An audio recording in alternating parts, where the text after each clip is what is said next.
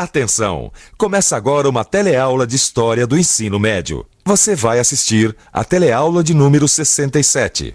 Bons estudos!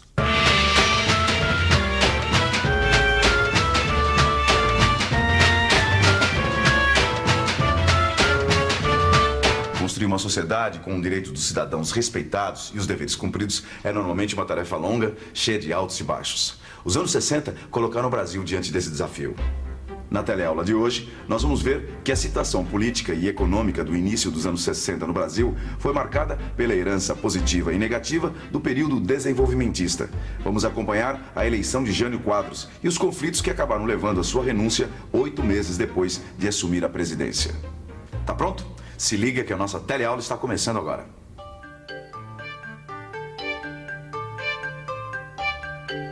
Ô Vicente, oi. Eu não consigo entender essa renúncia do Jânio.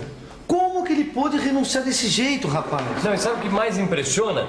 É saber que o Jânio foi o presidente que recebeu a maior quantidade de votos na história do Brasil, até aquele momento. Sério? É verdade, dá uma olhada aqui, ó. Eu tava vendo esses números aqui, ó.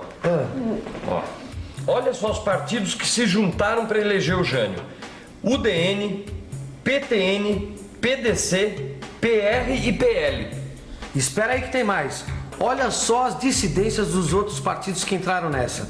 Os descontentes do PTB, PSD, PRP, PSP e PSB. Com esse monte de gente apoiando o cara, ele tinha mais era que ganhar. E ganhou bem, viu, Gil? O Jânio ficou com 48% dos votos. Isso dava 6 milhões de votos. E o general Lott, que era candidato do Juscelino, ficou com 32% dos votos. E ainda tinha um outro candidato, que era ex-governador de São Paulo, Adhemar de Barros. Ele ficou com 20% dos votos. Olha só o comparecimento do eleitorado, 80%. O povão votou em massa. Nas eleições presidenciais de 3 de outubro de 1960, a Vassoura chegou ao Planalto com uma participação inédita do eleitorado. A Vassoura era o símbolo do candidato Jânio Quadros. Jânio Quadros dizia que ia fazer uma limpeza no governo. Foi para isso que ele foi eleito. Mas olha, o mais curioso é que o vice de Jânio era de outro partido, João Goulart.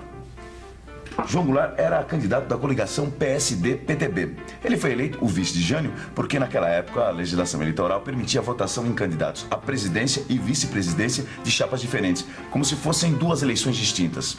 Outra coisa curiosa é que João Goulart era ex-vice-presidente de Juscelino Kubitschek e Jânio se elegeu criticando duramente o governo JK. 1960, fim do governo JK. Só agora é possível sentir as principais consequências negativas do desenvolvimento econômico acelerado desse período. Os grandes investimentos do plano de metas criam um desequilíbrio entre as receitas e as despesas do Estado. Como não pode mais obter receitas, o governo aumenta a emissão de papel moeda. E o resultado é uma inflação que chega aos 30% ao ano no final do governo Juscelino. Outro grave problema é o aumento da dívida externa. O Brasil precisa pagar os empréstimos que fez junto aos países desenvolvidos. Entre 1955 e 1960, a nossa dívida externa aumenta em 60%. Jânio Quadros se aproveitou desses problemas do governo anterior e fez uma campanha eleitoral com duras críticas ao governo de Juscelino Kubitschek. Jânio prometia um governo austero e moralizador. O símbolo da vassoura, como a gente já viu, servia para mostrar a sua intenção de fazer uma verdadeira limpeza na administração pública. Jânio prometia acabar com a corrupção e o empreguismo. O tostão contra o milhão, uma outra imagem que Jânio usava desde os tempos de prefeito em São Paulo, ilustrava seu desejo de se apresentar como o candidato das camadas mais pobres. Prometia ao povo lutar contra os privilégios dos poderosos. Com isso, ele conseguiu conquistar votos de muitos eleitores de camadas sociais diferentes. E às vezes, até mesmo de camadas opostas. Bem, é claro que fica muito difícil atender reivindicações tão diversas sem que ninguém pagasse a conta. E logo depois da posse, os problemas começaram. 31 de janeiro de 1961. Jânio Quadros toma posse como presidente da República com a determinação política de arrumar a casa. Jânio promete corrigir os desequilíbrios internos e externos antes que o país volte a um novo ciclo de desenvolvimento econômico. As prioridades são o combate à inflação através do controle dos gastos públicos e o reequilíbrio das contas externas. A primeira medida importante é a maxi-desvalorização de 100% do cruzeiro em relação ao dólar. Em seguida, Jânio corta a ajuda para as importações de trigo e petróleo. A consequência imediata dessas medidas é a alta generalizada do custo de vida. Os preços sobem. Na política externa, Jânio Quadros toma outra decisão de grande impacto. Ele quer romper com a tradição de estar sempre alinhado com os Estados Unidos. O Brasil reata relações diplomáticas e comerciais com diversos países socialistas, inclusive a União Soviética.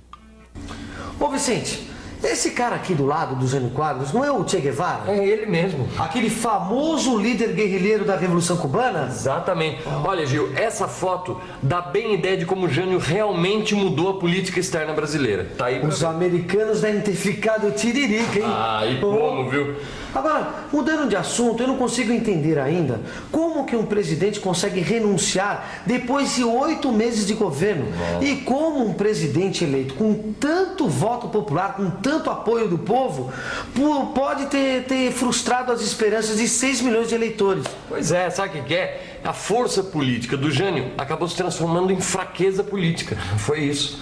Rapaz, isso é profundo. Peraí, explica direito o que você está querendo dizer. Não, o que eu tô querendo dizer, Gil, é que quando o sujeito está fazendo campanha para conseguir votos, aí é fácil prometer mundos e fundos, conciliar os interesses, entendeu? Agora, na hora de governar, a história muda, né? Na hora de governar, a história foi mesmo outra. Em primeiro lugar, o presidente já não tinha mais o apoio da maioria dos deputados no Congresso para aprovar suas propostas. Os maiores partidos, o PSD e o PTB, tinham passado para a oposição. Ao mesmo tempo, algumas atitudes tomadas por Jânio Quadros contribuíram para desgastar ainda mais o governo junto aos parlamentares oposicionistas. Cumprindo a promessa de fazer uma devassa na administração pública, Jânio instalou dezenas de inquéritos administrativos que atingiram justamente aqueles setores da administração que serviam de base política para o PSD e o PTB. Jânio fez mais, conseguiu brigar também com a UDN, partido que havia contribuído para sua eleição e que esperava finalmente chegar ao poder. O presidente não consultava a liderança dos partidos para nada. Assim, a UDN se via na delicada posição de ter de apoiar um governo do qual não fazia parte. Bom, o que aconteceu foi que algumas lideranças, como o Carlos Lacerda, passaram decididamente para a oposição. E isso é uma informação que faz a gente lembrar de uma coisa importante. O relacionamento de Jânio com a UDN e com outros partidos políticos é revelador de uma outra característica do seu governo: o forte personalismo. O presidente governava aparentemente acima dos partidos, da burocracia estatal e dos grupos sociais organizados. Jânio acreditava que sua autoridade vinha exclusivamente dele e do poder que lhe fora dado pelo voto popular. Além disso, a política externa do governo Jânio Quadros também criou problemas para ele. Você se lembra que ele se aproximou dos países socialistas? Pois é. Os setores conservadores, tanto civis como militares, que formavam justamente a base de sustentação política do governo, começaram a desconfiar dessa política externa de Jânio Quadros. Eles achavam que o presidente estava se aproximando muito dos países comunistas. Nem mesmo a política econômica de Jânio conseguiu apoio. Os salários foram congelados, enquanto a inflação e o custo de vida continuavam subindo. Menos de um ano após o início do mandato, o presidente se deparava com um quadro de crescente oposição e isolamento político. Foi o que, afinal, o levou ao gesto da renúncia. Em carta dirigida ao povo brasileiro, Jânio atribuía as dificuldades enfrentadas por seu governo à ação de forças ocultas, mas não esclarecia exatamente a que ou a quem estava se referindo. Eu tenho aqui alguns trechos da carta do presidente Jânio Quadros no ato da sua renúncia. Fui vencido pela reação e assim deixo o governo. Sinto-me, porém, esmagado. Forças terríveis levantam-se contra mim e me intrigam e me infamam, até com a desculpa da colaboração. Se permanecesse, não manteria a confiança e a tranquilidade, ora quebradas, indispensáveis ao exercício da minha autoridade.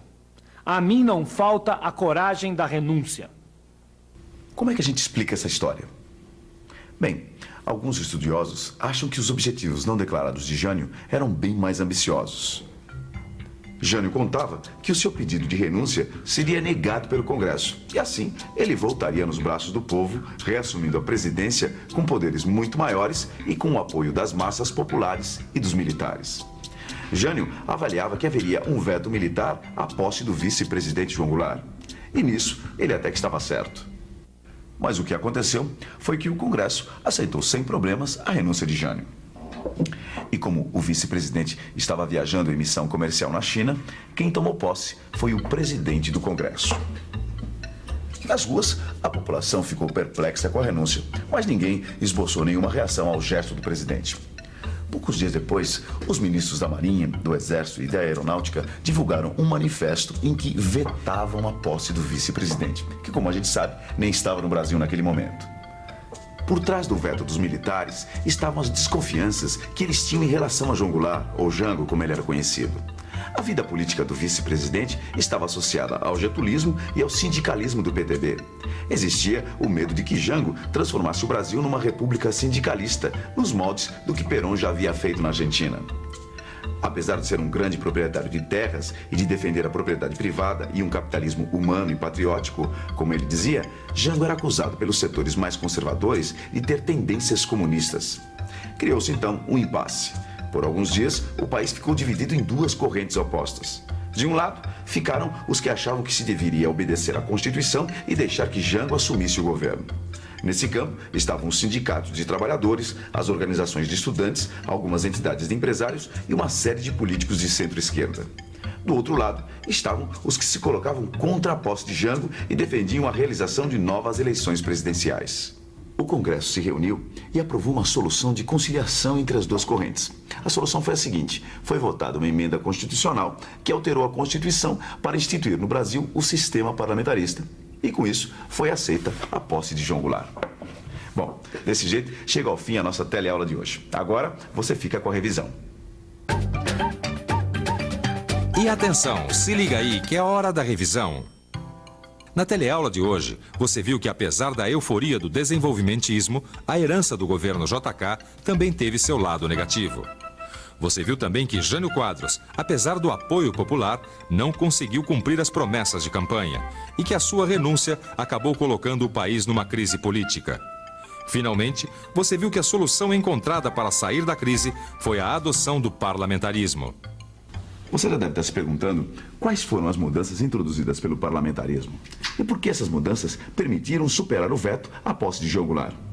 Calma, na próxima teleaula você vai entender tudo isso. Até lá!